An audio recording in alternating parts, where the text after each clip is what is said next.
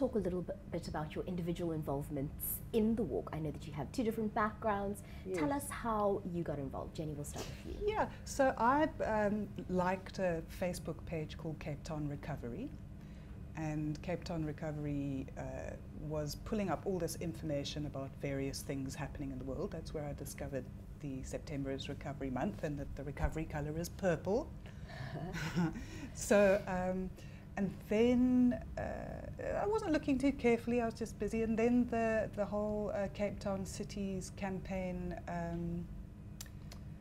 I have a drug problem. The drug problem campaign came up, and there was a lot of discussion about that. And as an addict in long-term recovery, I was quite offended by that campaign. So I just got into discussion, and then it got onto discussion about let's do a recovery walk, and I went to my first meeting with the group I think a couple of months ago and got involved. I want to ask you why you were offended by that advert, because so many people have said the same thing. Really? So I think because it does nothing to reduce the stigma, and it does nothing to change the attitudes or help people understand that we're dealing with an illness, and an illness that has symptoms, you know. So it was Patricia DeLille saying, I have a drug problem. I don't use drugs. But they affect me. But they affect me. Now that is true. You know, I don't know whether Patricia DeLille uses drugs or whatever, and I do believe alcohol is a drug as well. I think we have enormous alcohol issues. I mean, South Africa is, or the Western Cape, according to the World Health Organization, has the highest cases of children born with alcohol fetal syndrome. It's true. It's in 25,000 babies born every year. In the world, you know. Unbelievable. So, and alcohol's a legal drug. Anyway, but it was definitely doing a them and us thing. Addicts, non-addicts. And we're wanting people to understand that we're all people, we make mistakes. It's an illness, you can get better. There is no cure for it. I mean, I know that as a long-term recoverer from drugs and alcohol, that I have to be vigilant, I have to work at it all the time. There is no cure, but we do get better, and we do become valuable members of society. And so I just found that particular campaign missing the point a little bit and creating more anger than inclusivity. Yeah. What I love about the walk is that it brings people together in a way that campaign and many attitudes don't. It's inclusive. It's inclusive. Yes. So then I've discovered in Ottawa, in Canada, they do a campaign called RecoveryAlly. So I started a page. Oops, you're going to have to the other way. Do something about that. I'll do that again. So I started a page on Facebook called RecoveryAlly Cape Town.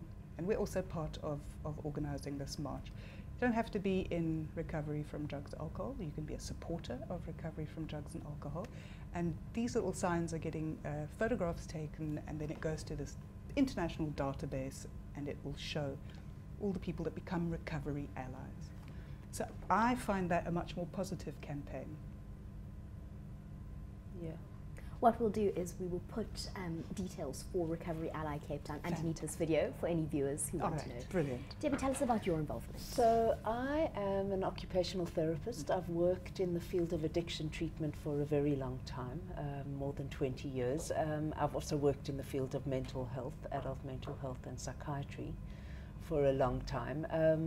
And years ago, I was clinical coordinator of an addiction treatment center in Cape Town.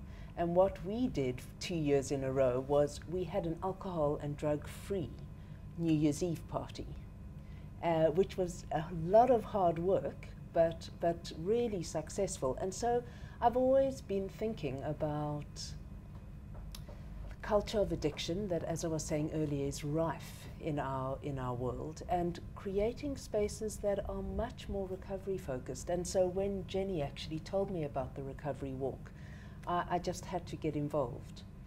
I just want to, this morning I was seeing a patient who has recently come out of treatment, and she was saying, I wish there was a recovery village. It would make my life so much easier right now. And you know, that's just again the kind of messages that I hear in the field of work that really speak to me. Yeah, it's why do people have to be so protective of their recovery? It's because our world is so using focused. And that's so hard for people that are trying to establish their recovery in their lives. And so really creating this network is meant to be so supportive to predominantly people in recovery and their families and their friends. So it really touches an ideal in me of a different type of world